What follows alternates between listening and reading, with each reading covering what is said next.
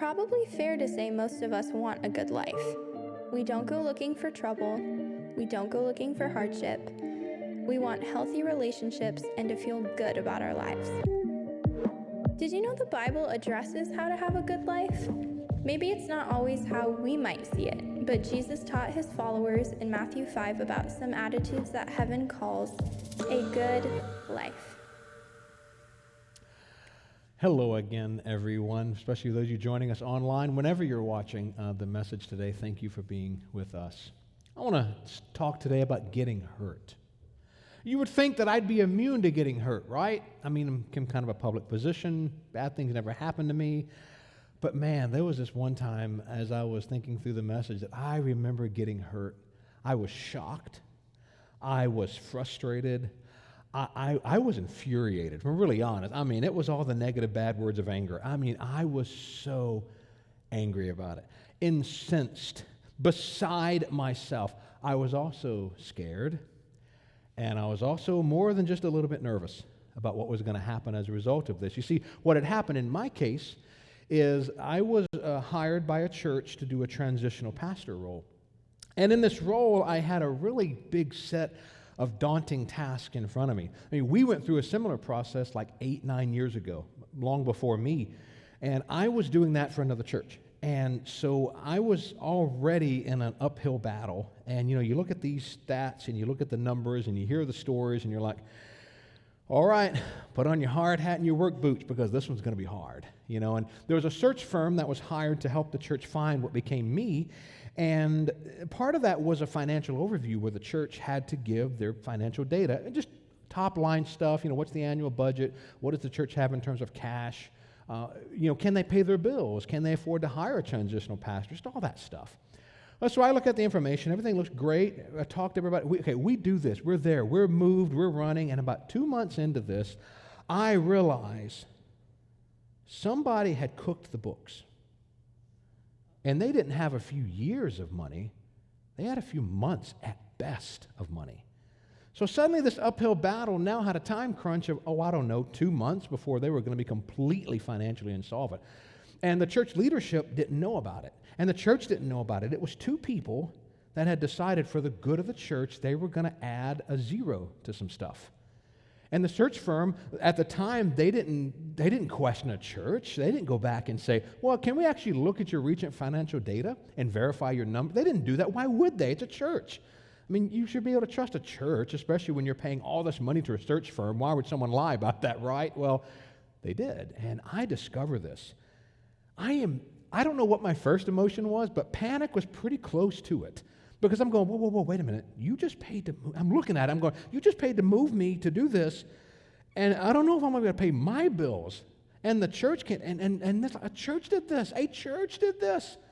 And so I had to work through all that. I had to deal with that. But I still had to do the transition in the middle of all this going, I remember calling one of my mentors going, I have no idea what I'm supposed to do now. They lied to me. They betrayed me.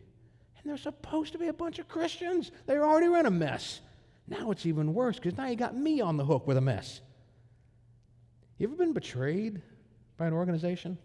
Because let's be honest, organizations are people, all right? They're not just nameless, faceless entities. They're people. You ever been hurt by somebody? Somebody ever betray you, hurt you, lie to you? I mean, if it's some stranger on the street who cuts you off on M because they have to go to the bathroom, big deal. I mean, that doesn't bother you that much. What bothers you when it's someone who's close to you and they have the ability to get inside your heart and then they stab you, or really they're usually stabbing you in the back. That's what I mean by you ever been hurt by like that. You ever been hurt by that person? Betrayed by that person? How did you cope with that? How did you deal with that? How did you process that emotion? How did you process the range of emotions you feel? How did you extend mercy to them and forgive them? Because Jesus said we're supposed to forgive those who wrong us. That is when we're acting the most like Jesus, when we extend mercy and forgive them. But we want mercy for ourselves, but we want justice for the other people. I mean, we're going to pray all those rough psalms, about Lord, break the teeth of their children. We're going to pray those prayers against them. But we want mercy, but we demand justice. I mean, we want to drink the poison of bitterness and watch the other person die. But that's not the way to have a good life, is it? In any way, shape, or form. And yet Jesus gave us some pretty specific instructions on how to have a good life from his perspective. And that's what we've been talking about in this series, is how do you live a good life from heaven's perspective? And we've been going through the Beatitudes of Jesus in Matthew 5, 1 through 12, and they are the Beatitudes before they are the do-attitudes. This is describing who we are in Jesus. And yes, it gives us some idea of who we need to become, certainly.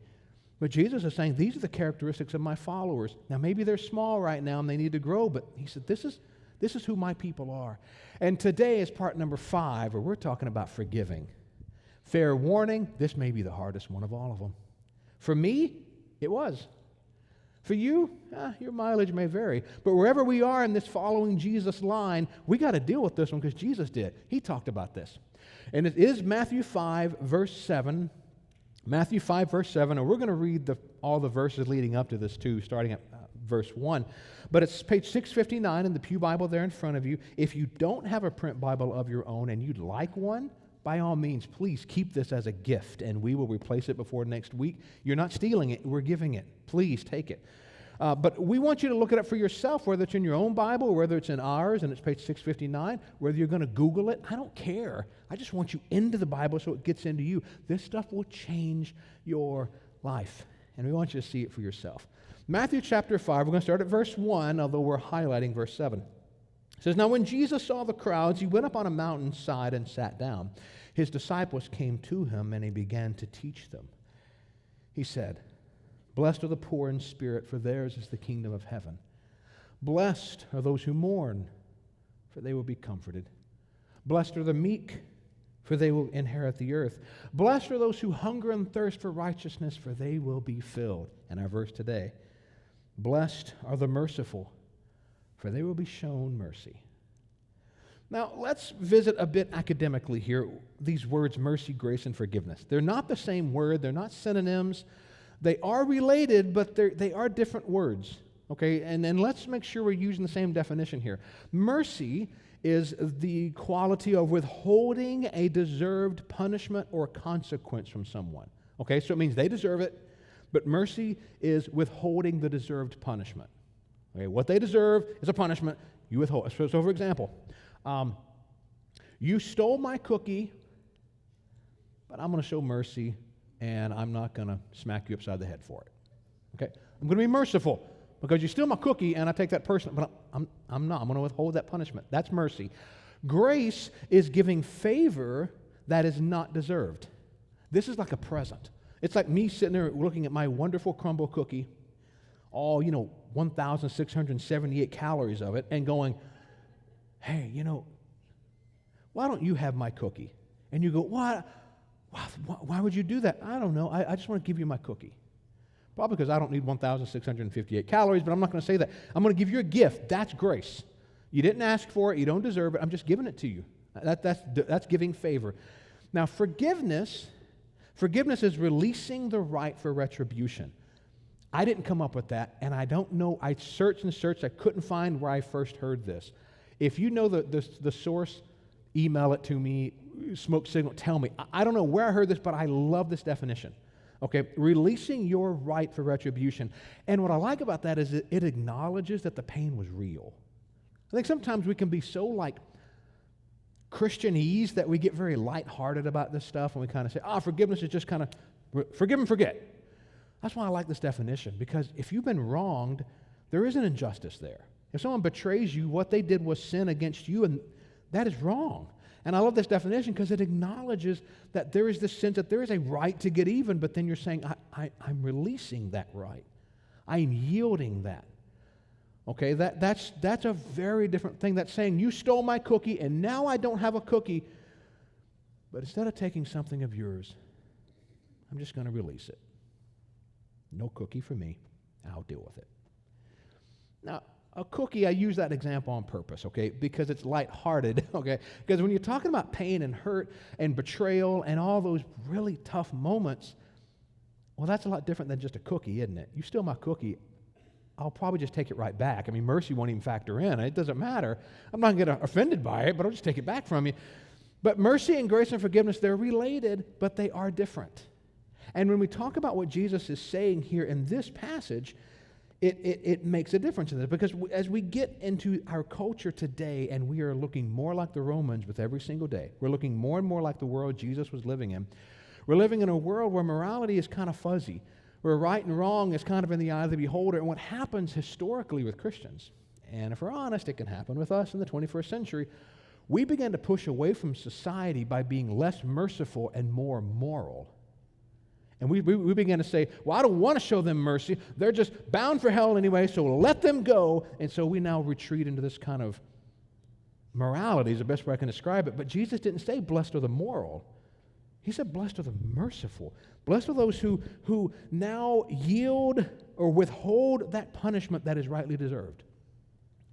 I would even go so far as to say you can't forgive someone unless you already are merciful towards them. That you have to have this quality in you that says, I'm going to withhold the punishment that is rightly yours to bear. And so I'll release the right to get even.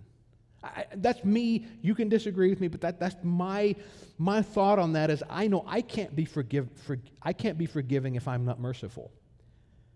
Otherwise, I'm just lying to you. You see, I have to have that quality in me that decides to withhold a punishment. And now I can deal with my own heart and releasing it. Now, Jesus, as he often does, gives us his own illustration. He gives us the illustration on this in Matthew 18, where like I did last week, it's a rather lengthy passage, but it's a moment where Jesus is illustrating this beatitude like chapters later. We're a long way away from the Sermon on the Mount, but he's illustrating the same idea about being merciful. Matthew 18, 21 through 35. And I'm going to stop at a couple of spots at the beginning because it's kind of the elephant in the room moment. And if you don't explain it up front, you get hung up on it. I don't want you to get hung up on it. So it says this in Matthew 18, 21 through 35. Then Peter came to Jesus and asked, how many times shall I forgive my brother or sister who sins against me? Pause. Peter sometimes gets a bad rap for this. People pick on old Pete and they say, boy, Peter's just being a legalist. No, he's not. See, when we look at what's actually happening, you got to go back to his world. In the first century world, the rabbis, the rabbinic tradition of his day said, you're required to forgive someone 3 times. That's not in the Bible. They made that up. But they told them, so since Peter was a little bitty boy, he was told 3 times you forgive someone and then you don't have to forgive them anymore. So Peter goes up to the master who wrote the law because he's God, and he goes, teacher, how many times do I forgive them? And then I love what Peter adds to this because he knows Jesus' standard is higher. So he knows it's not going to be 3. I give Peter a ton of credit for this. He knows it's not 3, so he goes to the perfect number. Lord, is it 7 times I'm to forgive them? So Peter's actually demonstrating a lot of understanding here. He gets that Jesus has a higher standard of morality and a higher standard of holiness. He understands that. He's asking the master, instead of the rabbis of his day that made it up, he's asking the teacher, what is the answer, Lord? And then Jesus answers him, I tell you, not 7 times, but 77 times. And some translations will say 7 times 7 or 7 sevens. Either way, he's using an expression. It's just an expression, and in English they're trying to translate this idiom that he's using. What Jesus is saying is, not just the perfect number of times, but perfection times perfection times perfection number of times. He's saying, Peter, you just don't bother counting anymore. What? What? And then Jesus realizes this is a struggle, so he illustrates it. Therefore, the kingdom of heaven is like a king who wanted to settle accounts with his servants. As he began the settlement, a man who owed him 10,000 bags of gold was brought to him. Since he was not able to pay, the master ordered that he and his wife and his children and all they had be sold to repay the debt. At this, the servant fell on his knees before him. Be patient with me, he begged. I will repay, or I will pay back everything. Not likely at that much, but he said it. Verse 27, the servant's master took pity on him, canceled the debt, and let him go. But when that servant went out, he found one of his fellow servants who owed him 100 silver coins. He grabbed him and began to choke him. Pay back what you owe me, he demanded. His fellow servant fell down to his knees and begged him, be patient with me, and I will pay it back. Jesus goes on, but he refused. Instead, he went off and had the man thrown into prison until he could pay the debt. When the other servants saw what had happened, they were outraged and went and told their master everything that had happened. Then the master called the servant in. "You wicked servant," he said. "I canceled all that debt of yours because you begged me to. Shouldn't you have had mercy on your fellow servant just as I had on you?" In his anger, his master handed him over to the jailers to be tortured until he should pay back all the debt that he owed. And Jesus concludes, "This is how my heavenly Father will treat each of you unless you forgive your brother or sister from your heart."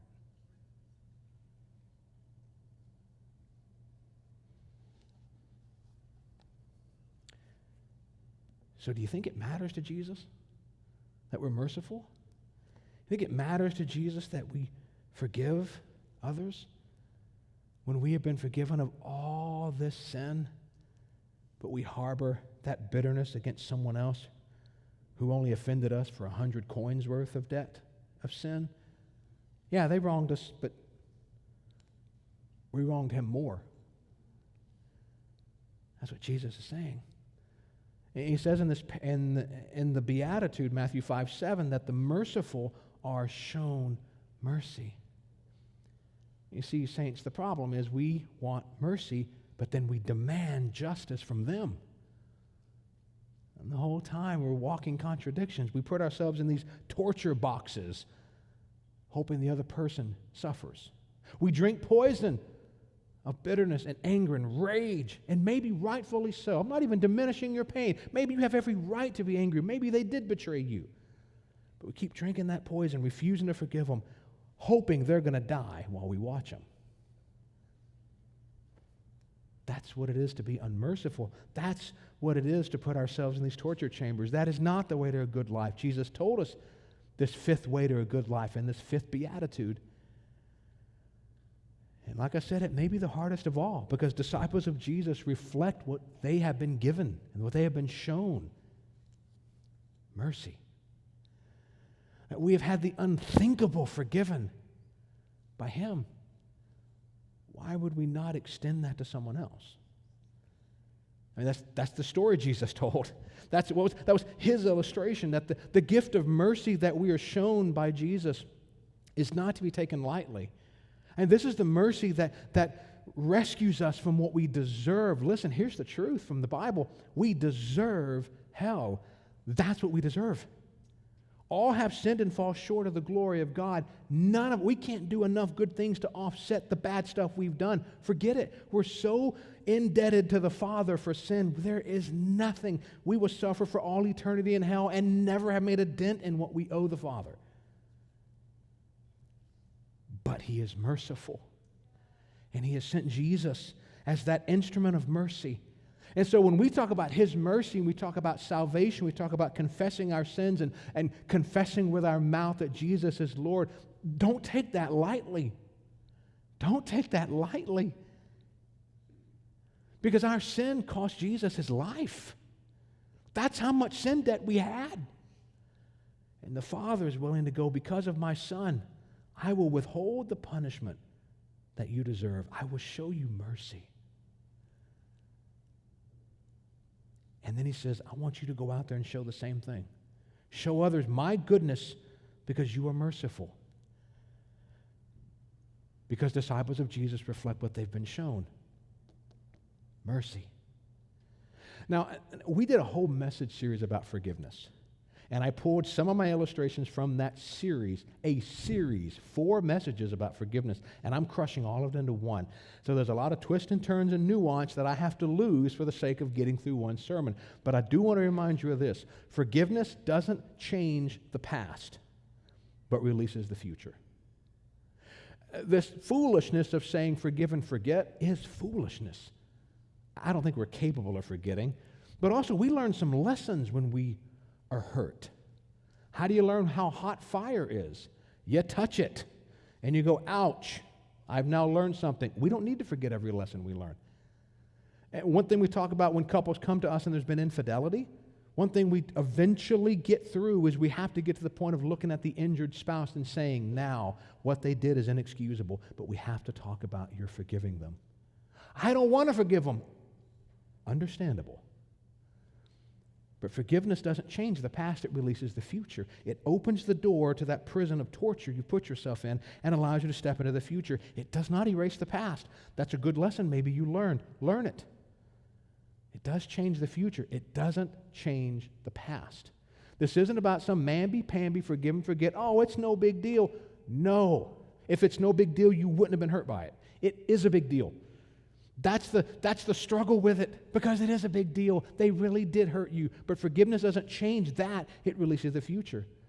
I love the old expression, forgiveness is a gift you give yourself.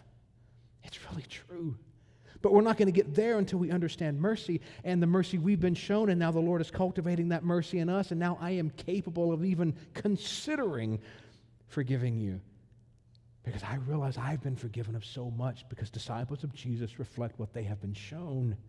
And what have we been shown? Mercy. He has withheld the punishment that we deserve. That means I must withhold the punishment you deserve. I don't think I have a choice. I have to.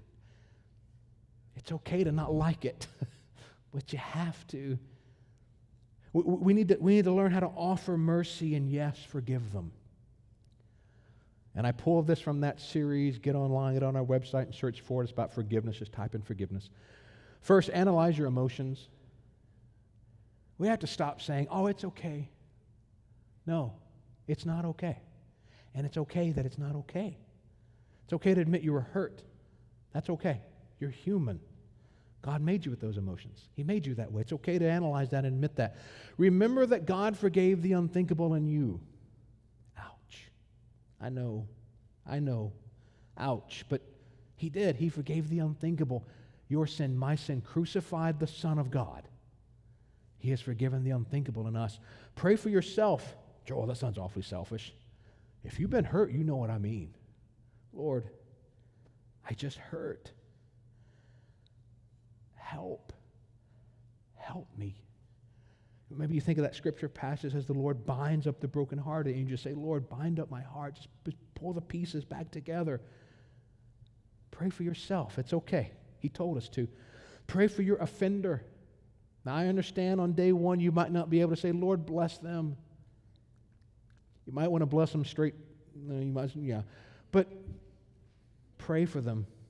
Maybe it starts off by saying, Lord, they don't even know what they did. They don't understand how deeply they cut me. Okay, you start there. But pray for your offender. Eventually, yes, you will get to the point of praying a real, true blessing for them. Yes, you will. Just not on day one, and that's okay. Rely on the Lord to help you release it. Your forgiveness is releasing your right for retribution. It doesn't make it okay. Doesn't make it like it never happened. It's not forgiving and forgetting. It's just you release that. And here's the hard part.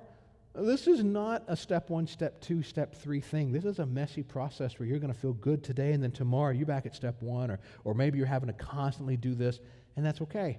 Because what we're talking about is offering mercy and forgiving people from our hearts. We're not just talking about some kind of motions we're going to go through to make it look right and make everybody around us go, what a wonderful Christian they are. Well, we're dying on the inside. We're talking about really getting all that poison that we've been drinking and saying, here, I can't do it anymore. Take it. Now that's relief. That's relief. That is Tums for the soul. So there I was in that situation. Talk about a Kobayashi Maru. If you're a Star Trek fan, you know the reference. It didn't matter what I did. I was going to lose. And I called that same mentor up, Dr. Paul Borden, and I said, man, Paul, I don't know what to even do. I'm on the phone, I'm on my earbuds, and I'm wringing my hands. And he goes, the first thing you got to do is stop, and you got to pray for them, and you have to forgive them. Yeah, we'll get to that, but I mean, what am I going to do? He cut me off. He goes, you have to forgive them first. And I said the words, I don't want to yet. I'm not through being mad. And he goes, you're going to have to get through being mad and forgive me if you want to solve it. As a mentor can do, that's kind of how they talk to you. Well, so I did. I did this process a lot. I worked through this a lot, scary though it was. talked to the people, talked to the church leadership. We opted to not go and flog them in front of the whole congregation, and I genuinely said, it's fruitless. It won't change anything. What we did is we ended up, the leadership there, including myself, we went to people and we asked them, can you step up your giving for X number of months so that we can work this transition and do all this? And I had to work with the same people that hurt me and lied to me and lied to those people. And the elders had to work with these same people. And suddenly I'm this minister of reconciliation having gone through it myself. And then the most beautiful, wonderful thing happened. By the Lord's grace, that season ended, and He brought me here. And I started here August 2017. And I honestly don't believe the Lord would have given me the grace to come here, giving me what I don't deserve. I don't think He would have done that had I not learned mercy then. If I didn't realize that sometimes even good Christians do the wrong thing and they could mess up. If I didn't learn to be merciful and learn to forgive people, I don't think the story would have ended the same way. I really don't believe that. Because the Lord desires for His people to show mercy to everyone, especially those that don't deserve it because they hurt us. We need to give it to them the most. We need to withhold that punishment from them. That doesn't make what they did right. Again, there's all kinds of nuance there that we have to deal with. There is a case for justice to be done. The Bible talks about, the Lord says, vengeance is mine, I will repay. The Lord is saying that. He will do more than you and I can. Okay, that is part of the equation too. We dealt with that in the series. We're just being very, 45,000-foot view here on this. But He wants us to show mercy because the Lord wants disciples of Jesus to reflect what we have been given, what we have been shown. Mercy. We've been shown mercy. And because we have been shown mercy and we have been forgiving, yes, we can start learning that fifth key to a good life by being forgiving to others.